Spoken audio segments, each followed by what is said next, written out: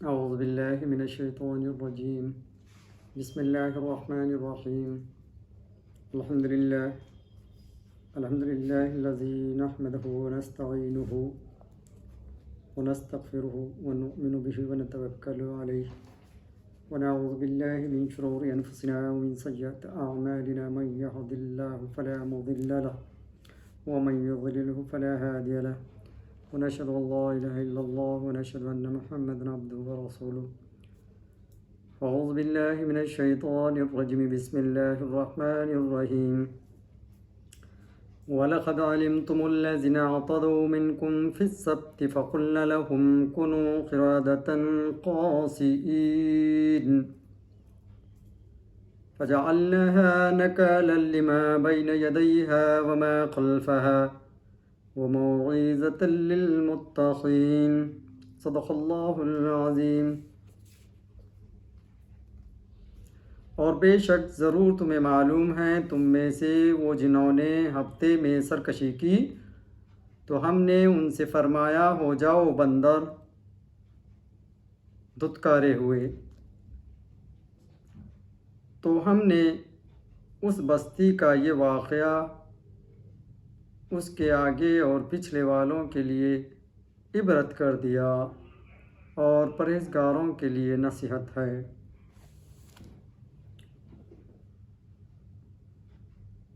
جب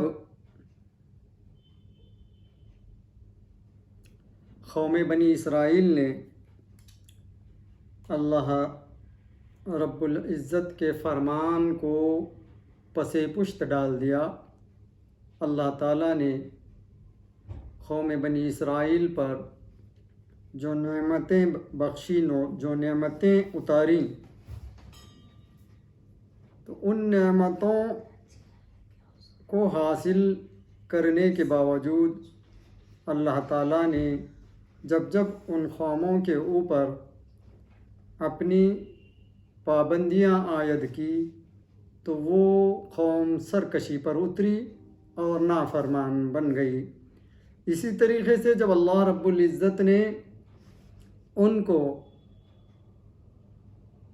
دریا سے، سمندر سے مچھلی، یہ لوگ جو مچھلی کا شکار کرتے تھے تو ہفتہ بھر شکار کرنے کے لیے پورا ہفتہ وہ کر سکتے تھے، لیکن جو خاص طور پر ہفتے کا دن ہوتا، سنیچر کا دن ہوتا، تو اللہ رب العزت نے اس دن ان کو مچھلی کا شکار کرنے سے منع کر دیا، مچھلی پکڑنے سے منع کر دیا. لیکن جب اس احکام کو ان لوگوں نے سنا تو وہ جو ہے ترتیبیں نکالنے لگے اور مکر پر اترے، اور انہوں نے ایک شکل نکالی کہ جب اللہ نے ہفتے کے دن منع ہی کیا تو ان لوگوں نے کیا کیا کہ ہفتے کے روز دریا کے کنارے جا کر بڑے بڑے گڑھے بنا دیے، کھڈے بنا دیے. تو ہفتے کے دن خاص طور پر ہوتا یہ تھا کہ ہفتے کے روز اس روز مچھلیاں کنارے پر زیادہ آ جاتی. تو ہفتے ہی کے دن جب منع کر دیا گیا تو ان لوگوں نے یہ شکل بنائی کہ بڑے بڑے گڑھے جو ہے اس دریا کے، اس نہر کے کنارے بنا دیے، جس سے کہ جب پانی کا بہاؤ آ جائے اور مچھلیاں جو ہے کنارے پر آ جائیں، اور اس بہاؤ کے دوران آ کر کے جب بہاؤ نچلی سطح پر چلا جائے گا تو وہ مچھلیاں وہ کھڈوں میں آ کر اٹک جائیں گی، پکڑی جائیں گی.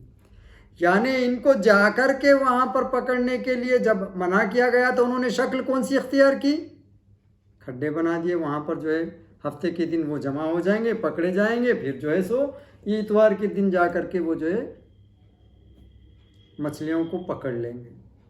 یعنی ان کو یہ لگا کہ ہم ایک تو اللہ کے فرمان کو بھی مان لیں گے اور اپنا مقصد بھی پورا ہو جائے گا، لیکن وہ یہ نہیں جانتے وہ مکر اللہ واللہ خیر الماکرین، اللہ ان کے مکر و فریب کو بہتر جاننے والا ہے، اور وہ جیسی ترتیبیں کرتے ہیں اللہ اس سے بہتر ترتیب کرنے والا ہے۔ تو بہرحال جب یہ نافرمانی پر اترے کہ اپنا کام کر گزرا، اللہ کی نافرمانی کر گزرے، تو اللہ تعالیٰ نے ان پر عذاب نازل کیا، اور یہ عذاب کی شکل یہ تھی کہ اللہ تعالیٰ نے ان کے شکلوں کو دیکھتے ہی دیکھتے مسخ کر دیا، اور مسخ ہی نہیں کیا، ان کے اجسام بندر بنا دیے اور ان کی شکلیں بندروں کی سی ہو گئی۔ تو بعض روایات میں آیا ہے کہ ان میں سے جو نوجوان تھے وہ بندروں کی شکل میں ہو گئے، اور جو زیادہ عمر والے تھے ان کی شکلیں سور کی سی ہو گئی، اور بعضوں کی شکلیں جو ہے، بعض میں آیا ہے کہ پوری قوم کی قوم اس میں جو ہے مبتلا ہو گئی، لیکن بعض نے کہا، روایتوں میں آیا ہے کہ ان کے عورتوں اور بچوں کو اس سے دور رکھا گیا، وہ بچ گئے۔ لیکن جب ان کی یہ حالت ہو گئی تو بندر تو دیکھنے کے لیے خوشنما ہوتا ہے، اس سے جو ہے بعض بندر ایسے بھی ہوتے ہیں ان سے لے کر کھیلا جاتا، گود میں لے کر کھیلا جاتا، لیکن یہ بندروں کی شکل ویسی نہیں ہوئی، کیونکہ اللہ تعالیٰ کا عتاب تھا ان کے اوپر۔ اللہ تعالیٰ کا عتاب ہونے کی وجہ سے یہ جو بندر تھے ان کی شکلیں بگاڑ کر کالی ہو گئی، سرخ ہو گئی، سیاہ ہو گئی۔ تو ان سے تو یہ عام بندروں کی طرح اچھل کود اور دل لگانے والے حرکات و سکنات نہیں کرتے تھے، تو یہ ان کے آنکھوں سے آنسو جاری ہوتا، تھمتا نہیں تھا، آنکھوں سے آنسو جاری رہتا تھا، روتے تھے، اور کیوں تو زبان تو چلی گئی، روتے تھے۔ تو جب یہ حالت ان کی ہو گئی تو وہاں پر اللہ تعالیٰ فرماتا ہے وَلَقَدْ عَلِمْتُمُ الَّذِينَ اعْتَدَوْا مِنْكُمْ فِي السَّبْتِ، جب جو ہے اس بات کو اللہ تعالیٰ مخاطب ہیں قوم بنی اسرائیل کی طرف اس وقت جب کہ آپ صلی اللہ تعالیٰ علیہ وسلم کی تشریف آوری ہوئی، اللہ تعالیٰ یہاں مخاطب ہو کر کے فرماتے ہیں کہ تم دیکھتے نہیں اپنے آبا و اجداد اور تمہاری قومیں کے ساتھ کیا ہوا؟ کیا تم نہیں جانتے ہو؟ تم بہتر جانتے ہو کہ انہوں نے ہماری بات کو نہیں مانا، اور ہفتے کے دن جو ہے جس کام کے لیے منع کیا تھا وہ انہوں نے وہ کر گزرے، اور وہ خسارہ پانے والے سے، نقصان پانے والوں میں سے ہو گئے، اور ہم نے ان کی شکلوں کو بندر بنا دیا، ان کے حالات کو بندر نما بنا دیا، اور ان کے ساتھ یہ سلوک کیا۔ اور فَجَعَلْنَا نَكَلًا لِمَا بَيْنَ يَدَيْهِ، یہ جو ہے تمہارے اگلے اور پچھلوں کے لیے ایک مثال بن گئی، لما بین یدیہ، کہ تم آنے والی نسلیں بھی ان کو دیکھ کر عبرت حاصل کریں، اور گزشتہ نسلیں بھی جو ہے ان پر جو ہے افسوس کریں۔ یہ تمہارے لیے مثال بن گئی۔ کیا تم ان چیزوں کو نہیں دیکھتے ہو؟ جب تمہارے سامنے یہ حالات، یہ واقعات، یہ سرکشیاں ہیں، اگر مان لو، خبردار ہو جاؤ کہ اگر تم حضور پر نور سرور کونین حضرت محمد رسول اللہ صلی اللہ علیہ وسلم کے ساتھ بھی ایسی زیادتیاں اور نافرمانیاں کرو گے کہ دور وہ وقت نہیں ہوگا کہ تم پر بھی عذاب مسلط ہوگا۔ لہٰذا آپ نبی کریم صلی اللہ تعالیٰ علیہ وسلم کے حلقہ بگوش اسلام ہو جاؤ، اور آپ کا کلمہ پڑھ کر دین اسلام میں داخل ہو جاؤ۔ یہاں پر ان کو انتباہ کیا گیا، تنبیہ دی گئی کہ دیکھو کہ ان کے ساتھ تمہارے آبا و اجداد کے ساتھ کیا ہوا، لہٰذا ایسی سرکشی کرنے کی حماقت بھی نہ کرنا۔ تو بہرحال اللہ تعالیٰ نے ان کو اس طرف راغب کیا۔ اس آیت کا پچھلی آیتوں سے چند طرح تعلق ہے۔ پہلا، اس سے پہلے اسرائیلیوں کو 10 نعمتوں کا ذکر فرمایا گیا، یہاں سے ان سختیوں کا ذکر شروع ہوتا ہے جو ایک نافرمانی کی وجہ سے ان پر کی گئی، تاکہ ڈر کر اب مخالفت سے باز آ جائیں، کیونکہ انسان کو برائی سے بچانے کی دو ہی ذریعے ہیں، ایک نعمت، دوسرا عذاب۔ چونکہ رحمت الہی غضب پر غالب ہے، اس لیے رحمتوں کا ذکر پہلے ہوا اور عذاب کا بعد میں۔ دوسرا تعلق بنی اسرائیل کو پچھلی آیت سے یہ شبہ پیدا ہو سکتا تھا کہ ساری کتاب کے انکار کرنے سے عذاب آتا ہے، جیسا کہ توریت کا انکار سے ہوا۔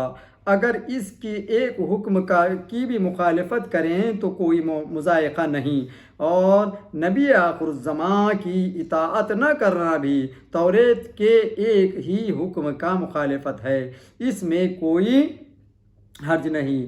اس وہم کو رفع کرنے کے لیے فرمایا جا رہا ہے کہ تم کو تو معلوم ہے کہ تمہارے بزرگوں نے صرف ہفتہ کے دن مچھلی کا شکار کر لیا تھا، جس سے ان پر عبرتناک عذاب آ گیا، وہ بھی تو ایک ہی حکم کی مخالفت تھی۔ اب اگر تم نے نبی آخر الزماں صلی اللہ علیہ وسلم کی اطاعت نہ کی تو عذاب آنے کا ضرور اندیشہ ہے۔ اس واقعے سے وہ لوگ عبرت پکڑ لیں جو کہتے ہیں کہ دل صاف چاہیے، نماز، روزہ، داڑھی، لباس پر ایمان موقوف نہیں۔ جب ہماری صورت و سیرت ہی کفار کی سی ہوگی تو مسلمان کس چیز کا نام ہے؟ دیکھو، بنی اسرائیل کا صرف ایک شکار سے عذاب الہی میں گرفتار ہو گئے۔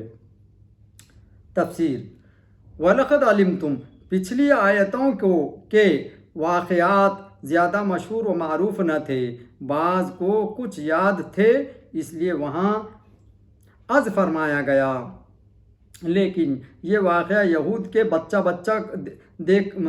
بچے کو دکھایا یاد تھا، اس لیے یہاں لقد علمتم فرمایا گیا، یعنی اے اسرائیلیو، یقیناً تم سب یہ قصہ جانتے ہو، مگر چونکہ تم اس سے عبرت نہیں پکڑتے اس لیے ہم بھی بیان فرما دیتے ہیں۔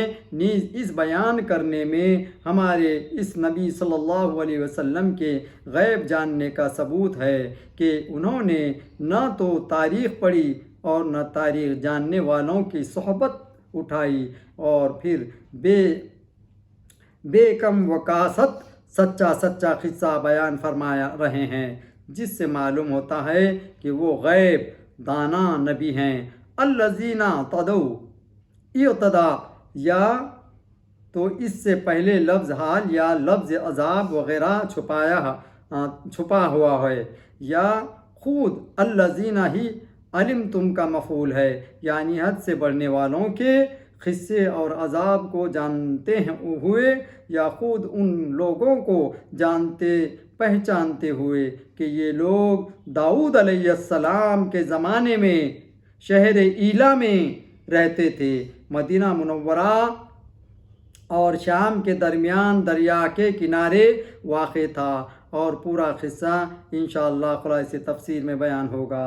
حد سے بڑھنے سے مراد شرعی حدود توڑنا اور ممانعت الہی کا نافرمانی ہے، یعنی شریعت نے جو حدود مقرر کیے ہیں اس پر کاربند نہ رہے۔ اس معنی سے ہر گناہ گار عملاً حد توڑتا ہے اور ہر گمراہ اعتقاد حد سے بڑھتا ہے۔ منکم یہاں لفظ اسلاف چھپا ہے، اس میں یعنی یہ مجرمین تمہارے بزرگوں میں سے تھے، یہ معنی بھی ہو سکتا ہے کہ وہ تم ہی میں سے یعنی تمہارے ہم قوم اور ہم مذہب تھے۔ فی السبت، سبت کے لغوی معنی خطا کرنا، سنیچر کے دن کو اس لیے یوم سبت کہتے ہیں کہ یہود اس دن عبادت اور دنیاوی کاروبار سے الگ رہنا فرض تھا۔ نیند کو بھی اس لیے سبات کہتے ہیں کہ اس سے انسانی کام منقطع اور بند ہو جاتے ہیں۔ نیز سبت کے معنی تعظیم کے بھی ہیں۔ قرآن کریم فرماتا ہے کہ یوم لا یبسط لا تأتیہم، چونکہ سنیچر کے دن یہود وہ تعظیم کرتے تھے اس لیے اس کا نام یوم السبت ہوا۔ انشاءاللہ ہم ہفتے کے سارے دنوں کے ناموں کی وجہ اور یہ ان کے دنوں میں کیا کیا اہم واقعات ہوئے اور رب ان میں کیا کیا کرنا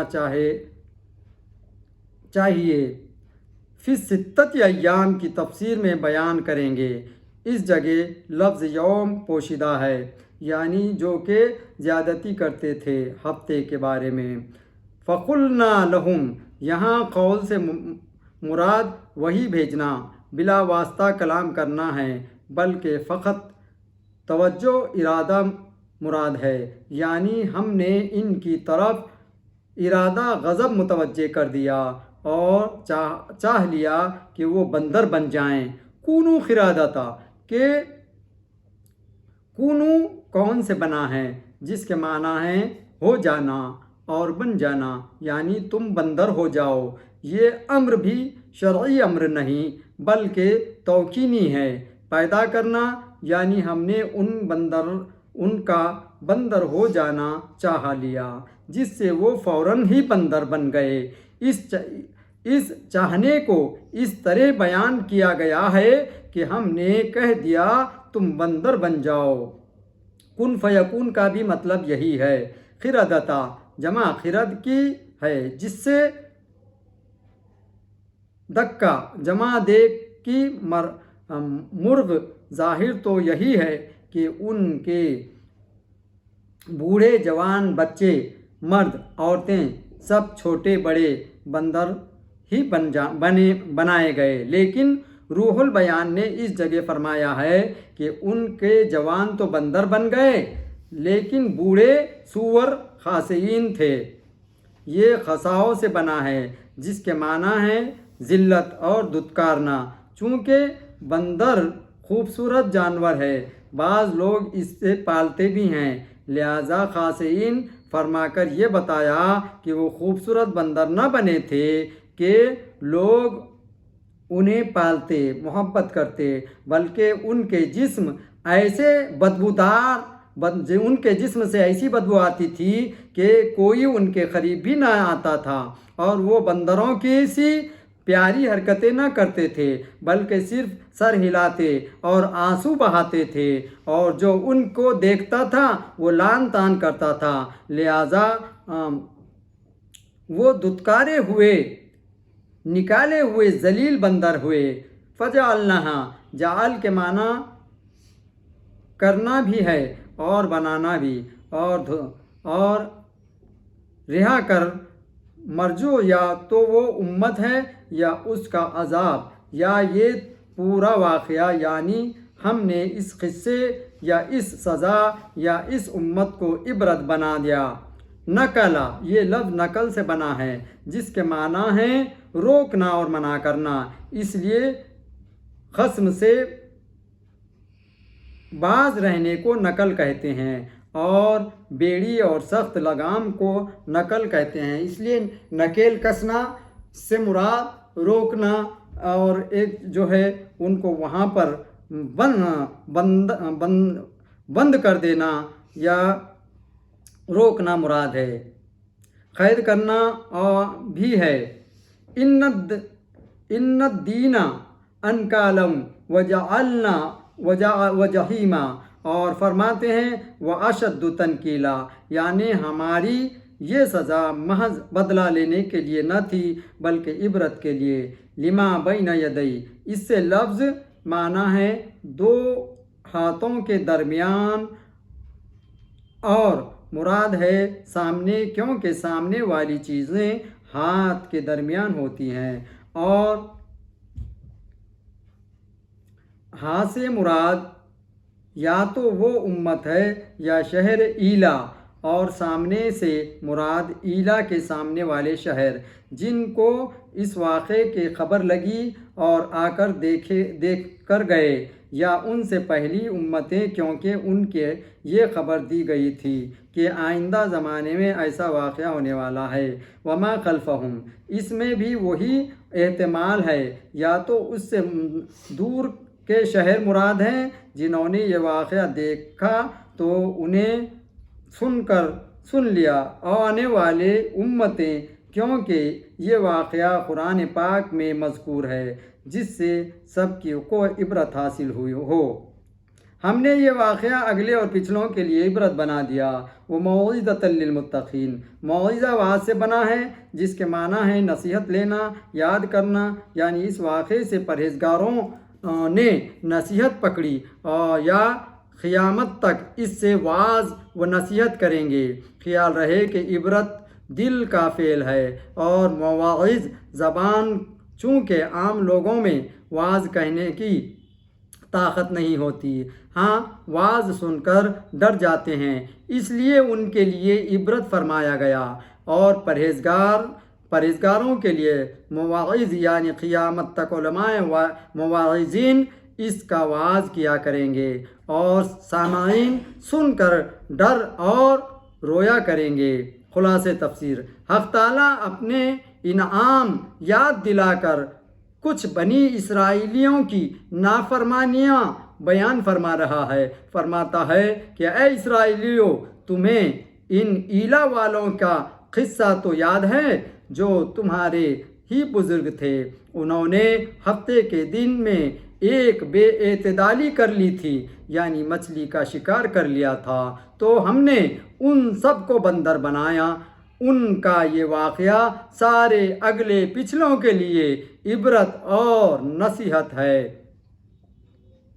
اور پرہیزگار علماء واعظین کے لیے نصیحت کر دیا گیا۔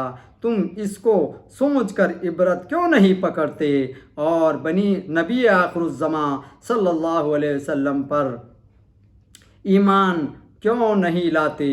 جب مچھلی کے شکار سے عذاب آ گیا تو اتنے بڑے پیغمبر کی مخالفت سے عذاب نہ آئے گا؟ خیال رہے کہ ایک حکم ربانی کا انکار ویسا ہی کفر ہے جیسے تمام احکام کا انکار۔ کفر میں تقسیم نہیں کہ کفر آدھا ہے یا تہائی یا کفر پورا، کفر کفر ہی ہے۔ کفر ہاں درجات کفر اور کیفیت کفر میں فرق ہے کہ بعض سخت کافر، بعض ہلکے کافر، اس بنا پر عذابوں میں بھی فرق ہوگا۔ دیکھیے کہ اللہ تعالیٰ نے ان کے حدود جو مقرر کیے تھے وہ حدود کو پھلاند کر اگر قومیں اللہ اور اس کے رسول کی اطاعت نہیں کرتی تو اللہ تعالیٰ کے عتاب اور عذاب کے مستحق ہوئیں۔ اللہ تعالیٰ نے جہاں پر احکامات اور حدود مقرر کیے ہیں، ان حدود کو ملحوظ نظر رکھ کر اگر بندہ اپنی زندگی گزارے تو اللہ اور اس کی رسول کی اطاعت اور فرما برداری سے اپنی زندگی گزر بسر کرے تو اللہ اور اس کے رسول کی نعمتوں کا حقدار اور مستحق بن جائے گا۔